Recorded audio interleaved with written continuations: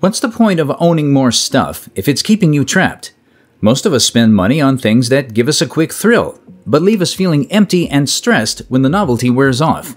In fact, financial freedom and control over your time are far more valuable than the newest devices or fashionable clothing options.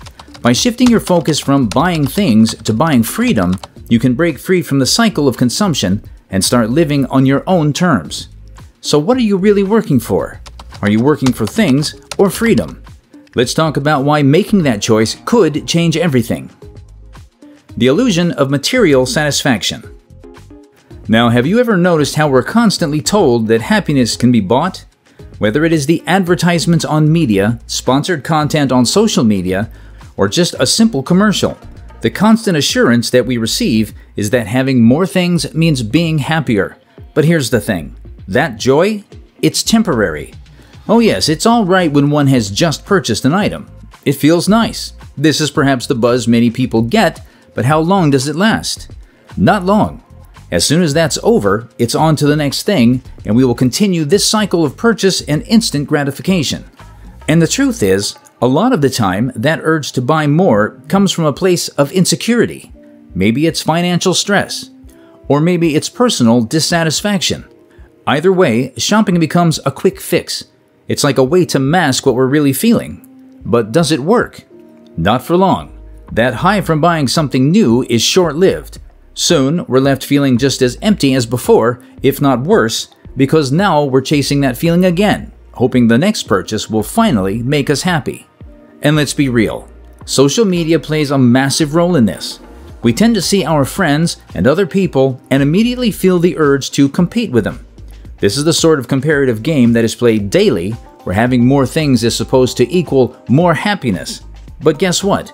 It doesn't. Instead, it has a way of making us feel more unfulfilled. And don't even get me started on the overwhelming number of choices we have today. You'd think having endless options would make us feel better, right? Nope. If anything, it adds more stress. We stop appreciating what we already have and start obsessing over what we don't. The more we focus on material things, the harder it becomes to feel grateful, and without gratitude, happiness becomes even more elusive. And what most people miss is the true cost of these things. The true cost of things. Okay, let's talk about the real price of all those things we buy. It's way more than what's on the price tag. Sure, grabbing that latest phone or that perfect outfit feels harmless in the moment. But over time, these purchases add up in ways we don't even realize. You think, it's just one splurge. But those splurges, they're silently draining your bank account and adding stress you didn't sign up for. And let's be honest, how many times have you swiped that credit card and felt the thrill, only to be stuck paying for something you barely use anymore? Here's where it gets even messier. Every dollar you spend on stuff you don't need is a dollar you're not saving for things that actually matter.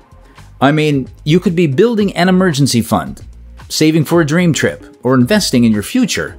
But instead, we're stuck upgrading gadgets or refreshing our wardrobes, things that lose their appeal faster than we like to admit. And by the way, all that spending doesn't even bring lasting happiness. The excitement is fleeting, and before you know it, you're hunting for the next thing to buy, never feeling fully satisfied. This is where minimalism flips the narrative. Now don't run away. I'm not suggesting you throw all your things away and live in an empty room. It's about cutting away the crap both in terms of possessions and mental state. What happens often is that by trying to achieve those petty things, the real important ones slip away and you end up with even less.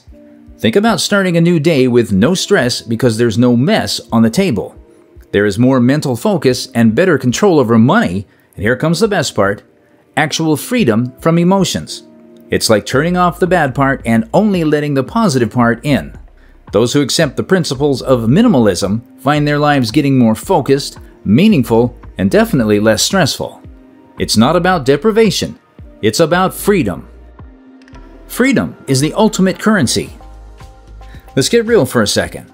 Most people spend their lives hustling, buying stuff, and chasing a version of success that's been defined by someone else. But here's the thing. While you're chasing all that, are you missing out on what really matters? The true measure of wealth isn't about owning more. It's about the freedom to live on your own terms. Real wealth? It's having the choice to spend your time and energy doing what genuinely makes you happy. That's the kind of currency that actually counts. The biggest shift anyone can make is going from a have-to life to a get-to life. You know, the have-to life, where you feel tied down by a job you don't love, financial commitments that stress you out, or social expectations that push you to keep up appearances. It's like you're stuck in this cycle of doing what you have to do just to keep things running. Sound familiar? No wonder so many people feel trapped, overwhelmed, and constantly stressed. But here's where it gets exciting. When you start aiming for freedom, that have-to life transforms into a get-to life. You get to choose how you spend your time, where you invest your energy, and how you shape your days. That's real power. Financial independence is a huge part of this. When you cut out unnecessary spending, pay off debt, and start building a real savings and investments, guess what happens? You're no longer working just to survive. You're no longer working just to pay off those bills or maintain a lifestyle that doesn't even reflect who you are. Instead, you get to make choices because you want to, not because you have to. Maybe you keep working because it fuels your passion. Or maybe you decide to take time off and explore the world, hang out with loved ones, or simply enjoy the luxury of doing nothing when you feel like it. The point is, you're in control. But freedom isn't just about money. It's also about having control over your time and your energy. We've all been there, running from one task to the next, checking off boxes, and wondering where the day went. But when you prioritize freedom, you start making decisions with intention. Maybe you start saying no to things that don't align with your goals. Maybe you delegate more or simplify your commitments to create room for the things that actually light you up. By doing that, you start to reclaim your time, your energy, and your life. At the end of the day, freedom is about choice. It's about having the power to make decisions based on what you value, not what you feel obligated to do. So now the real question is, how do you really work, or rather start to work, for freedom? Buying freedom today. Let's cut straight to it. Most of us are guilty of spending money without a second thought. Whether it's your daily coffee fix, late-night online shopping, or those forgotten subscriptions, it's like money just slips through our fingers. Sure, these things feel small in the moment, but over time, they're quietly draining your shot at financial freedom. Assume $5 on coffee every day. It might seem harmless, but by the end of the year, that's nearly $2,000. Now, think about what you could really do with that money. Saving for your future, paying off debt, or investing in something meaningful. The point isn't to stop enjoying life. It's to be smart about where your money goes. Try tracking your spending for a month, and I promise, you'll be surprised at how much cash you can free up just by making more intentional choices. Now that you've got a clear picture of where your money's going, let's talk about saving and investing. This is where the magic happens. Financial freedom starts with creating a safety net, a stash of cash that gives you options. It's the difference between being stuck doing what you have to do versus what you want to do. And the best part? You don't need to be a millionaire to start.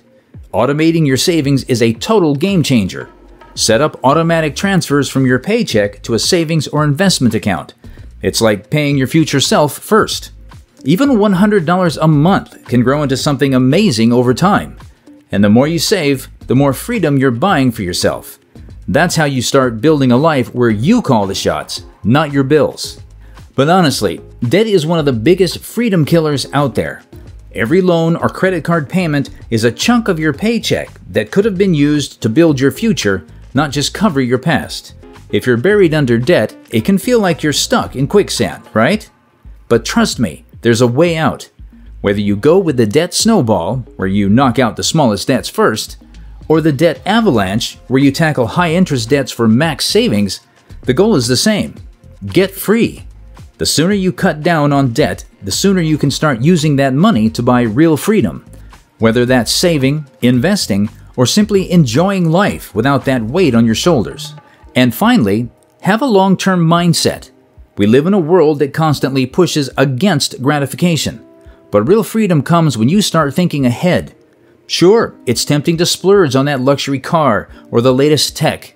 But think about it. As soon as you buy it, it's losing value. Meanwhile, that same money could have been invested in something that grows. Shifting your mindset from a right now to what's next is how you truly start buying freedom.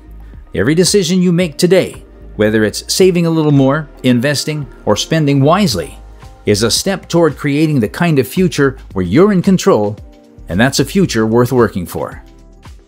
So the real question is, what's one thing you could let go of today to get a little more freedom tomorrow?